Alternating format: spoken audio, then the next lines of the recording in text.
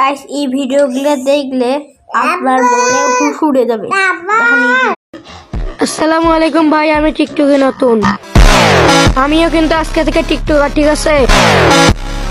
লাগা video viral. আমি শুনলাম আপনারা নাকি সেলিব্রিটি, যাই হোক আমি ছোট ইউজার। গাইস দেখছেন এই ভিডিওটা কতটা একবারে ভাই, এই ভিডিওটা অনেক লাইক হবে মনে হয়। আমরা পরে ভিডিওটা দেখি। এখন